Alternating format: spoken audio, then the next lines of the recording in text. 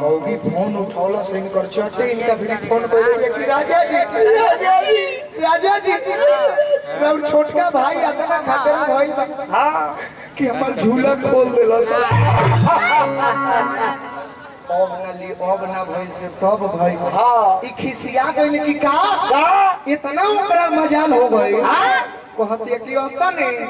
भूखल रहनी अन्न खाए के तो रहल ना पाव भर दूध मंगौले रहनी चाय बना के पिए खातिर झूला खोलना से खोलना से दूध हो गिरा देला झूला खोल के दूध गिरा देला अब यानी कि भर ऊपर दिले जाके तो समझे के चाहिए प्रदुमन जी पहले पूछी आ तब जूझी आ देखिए 500 रुपया का पुरस्कार देने हमारे भैया राम बाबू यादव जी हार्दिक अभिनंदन वंदन पद प्रतिष्ठा में 4 चांद लागत रहो छपरा डोरीगंज के धरती शर्मा पुरस्कार दिहने 501 रुपए पुरस्कार उनका कभी मन दी भैया रहे ध्यान डाले के जरूरी बोल दे ये भी खाली के चिन्ह लव दे उठ गइले नु अब हुआ के माला मंगावते नहीं त ले माल देख के उठ गइले टमाटर रौदा खातर ना भिगलोगे हो ना त ई कलाकार तो हमें भाई सूत के कमाले अब बैठ के खा लो जनतनी के ना सूत के कमाले अब बैठ के खा लो बहुत अच्छा कलाकार है अच्छा बिहार जेल में एनसीसी बनी है और लाल बाबू भैया छपरा जिला के पैसा हटे राम बाबू चाचा जी के कर कमौआ रुपया मिलल बा हां थोड़ी ठेका के पैसा मन दे रहे दी बड़ा दिन आगे से बोलो था आज भी अफे ना हो तो वही ना बोल सही ना जी लेकिन चलते चलते जय बोल दो माई के एक बार सब लोग दोनों हाथ उठाई जकरा के माई दो हाथ देले बारी हां सभे के उठाई पहले कृष्ण भगवान गोवर्धन बाबा के नाम पर एक बार जोरदार जयकारा सब लोग बोले बोलिए प्रेम से किशन कन्हैया की ए जी मौजा नहीं खेयावा चुप रह जूतावे लगी ना मन बा लेकिन सच में तनी कंजूसी होता एक बार सब लोग गोवर्धन बाबा के नाम पर जयकार बोले बोलिए प्रेम से गोवर्धन बाबा के जयकार तो ठीक बा लेकिन कुछ लोग कहता जय या कुछ लोग कहता है बान कर अच्छा मैं देखना चाहता हूँ कि किनको किनको इन कृष्ण कन्हैया से प्यार है किनको किनको जगदम्बा मैया से प्यार है एक बार सब लोग हाथ पूरा पूरा खड़ा करें सभी को उठाएं जिनको माँ से प्यार है कैमरा वाला भाई साहब आप उधर घुमाइए सभी को उठाएं सब लोग जगरा माई से प्यार हुई वो मान ले जगरा प्यार हुई सब लोग हाथ उठाएं हम देखना चाहते हैं माई लेके करा केकरा प्यार बा इतना लोग के माई ले प्यार बा नु हम मेहरारू लेके करा केकरा महाराज रह दी हाँ बढ़िया देखो ने मेरे हाथ को लेके क्या आपको ना रूस के नहीं घर भागो लो बहुत अच्छा बियाह हो गई बड़ा अच्छा नहीं के भले ही सर वो के नाम पर उठावा तनी हो जाई न तो वो है ही मंगी डाले काहे के कहल गइल बा कि बियाह के लड्डू जे खाला वो पछताला आ जे ना खाला वो पछताला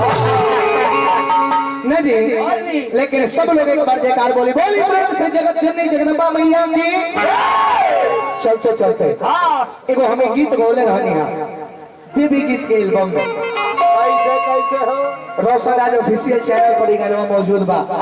जे भैया जब YouTube रखले हो के मोबाइल में सब लोग रोशन राज ऑफिशियल चैनल खोल के वो चैनल के रवा सब सब्सक्राइब कर ली और पर लेटेस्ट वीडियो रवा सब के देखे के मिली अभी दुर्गा पूजा के हाल ही में बहुत अच्छा गीत रहला वही पर एगो गीत गौले बानी हम हां हां कैसे अरे कि तो के चढ़ाई बोले मैया आज चुनरी लहरता ए माई कि तो के चढ़ाई बोले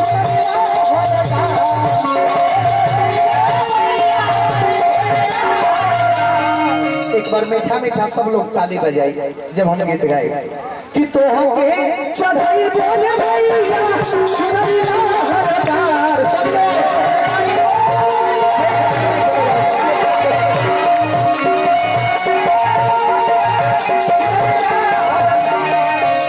तब बबुआ मन के हो ना जाओ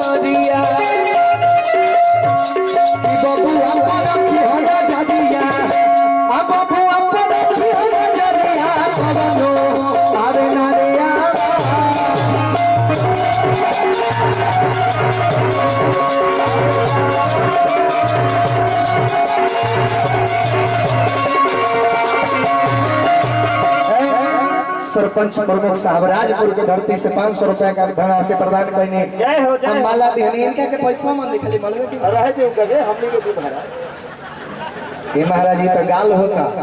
ई बैठ के कमात काहे बड़े कभी हो गई है तो हमरो के रवा सबके देवे के पड़ी हमहू बैठल तो काहे कि बैल होला हमहू बैले हई अपन दोनों भाई बैले हवे मान ली तो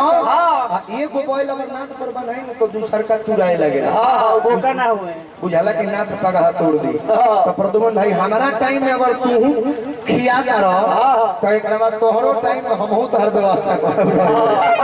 कैसे कि बाबू अपन रखी हम जबैया बाबू अरे मारे